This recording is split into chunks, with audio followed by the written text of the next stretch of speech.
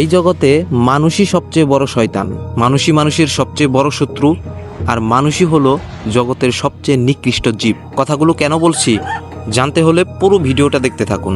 এটা আমার বা আমার পরিবারের সাথে ঘটে যাওয়া মর্মান্তিক একটা ঘটনা। যেটা হয়েছে আজ থেকে 15 দিন আগে। আমি আমাদের বাড়ির ফল গাছে উঠি ফল পাড়ার জন্য। সেদিন বাড়িতে আমি ছাড়া আর কেউ ছিল না। তো ফল পেরে নামার সময় আমার চোখ গেল একটা ডালের উপর। দেখলাম একটা তাবিজ জাতীয় কিছু ঝুলছে। তো কৌতূহল নিয়ে ডালের কাছে গেলাম এবং সত্যিই দেখলাম এটা একটা তাবিজ ঝুলছে। তাবিজটা দেখে স্পষ্ট বোঝা যাচ্ছে কেউ এটা ইচ্ছাকৃতভাবে গাছের ডালে বেঁধে রেখেছে।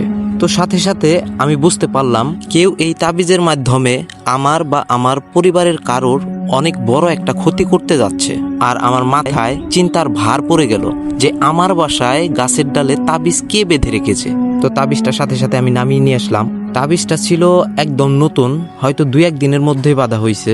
তাবিজটা যে 2-1 দিনের মধ্যে বাঁধা হয়েছে এটা আমি আরো শিওর, কারণ ঠিক 3-4 দিন আগে আমি একবার গাছে উঠছিলাম, তখন ওই ডালে আমি কোনো তাবিজ দেখতে পাইনি। ঘটনার আগের রাতে রাত 10:30 বা 11টার দিকে আমি একটা শব্দ পাই। আমাদের ফল গাছের নিচে কয়েকটা টিন রাখা হয়েছে, অকেজো টিন, যেগুলো দিয়ে কোনো কাজ হয় না। তো যে বা যারা গাছ থেকে নামার সময় যখন টিনের উপরে পাড়া দেয় তখনই শব্দটা হয়েছিল, কিন্তু তখন নেগেটিভ কোনো মাইন্ড ছিল না, যার কারণে উঠা দেখা হয় নাই।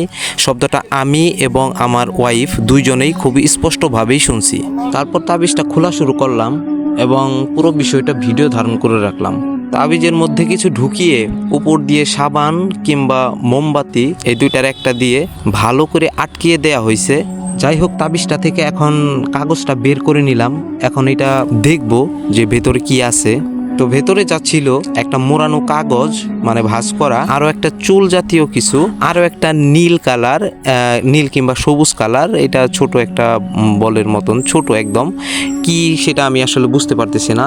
আপনারা দেখে কমেন্ট করে জানাবেন যে এটা আসলে কি বা এটা কেন ব্যবহার করা হয়। তো যাই হোক, এবার আস্তে আস্তে কাগজটা খুলে ফেললাম এবং তাবিজ খোলার সাথে সাথে আমি কয়েক সেকেন্ডের জন্য স্তব্ধ হয়ে গেলাম।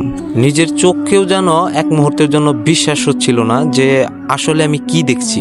কাগজটা ছিল একটা প্রিন্ট করা কাগজ, যেখানে বিভিন্ন মূর্তির ব্যঙ্গাত্মক আকৃতি ধারণ করা ছিল এবং উল্টা পাশে, যে পাশে সাদা, সেই পাশে লাল কালি দিয়ে 4টি নাম লেখা।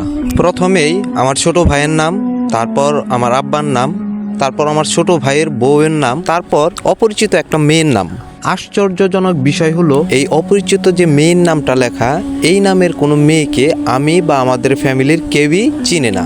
এখন প্রশ্ন হলো এই মেয়েটি কে, তার সাথে আমাদের ফ্যামিলির মানুষের কানেকশনটা কোথায়? এসব নানা বিষয় মাথার মধ্যে একদম ঘুরপাক খেতে থাকলো, কিছুতেই কিছু মেলাতে পারছিলাম না। এর মধ্যেই আমার ছোট ভাই বাড়ি চলে আসে।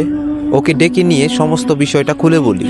ঘটনাটি শোনার পর আমার মতো ও অনেকটা অবাক হয়। ওর রুমের ভিতরে তন্ন তন্ন করে খোঁজা শুরু করে। অনেক খোঁজাখুঁজির পরে ওর রুম থেকে আরও একটা তাবিজ পাওয়া যায়। এই তাবিজটা আগের তাবিজের তুলনায় অনেকটা ছোট এবং কি দেখে বোঝা যাচ্ছে যে এই তাবিজটা মিনিমাম 5 থেকে 6 মাস আগে এখানে ফেলে রাখা হয়েছে। এই তাবিজটা পাওয়ার পর আমরা দুজনেই মোটামুটি নিশ্চিত যে এই কাজটা করছে সে কখনোই বাইরের কেউ হতে পারে না, সে আমাদের খুব কাছের কেউ। কারণ বাইরের একটা মানুষ গাছের উপর তাবিজ বাঁধতে পারে কিন্তু ঘরের ভিতরে তাবিজ রাখতে পারে না। যাই হোক, তাবিজের ভেতর থেকে কাগজগুলো বের করার অনেক চেষ্টা করলাম, কিন্তু কোনোভাবেই সেটা সম্ভব হলো না। তাই বাধ্য হয়েই প্লাস দিয়ে তাবিজটা আস্তে আস্তে ভেঙে ফেললাম, কিন্তু দুর্ভাগ্যবশত কাগজটা অক্ষত অবস্থায় বের করতে পারি নাই।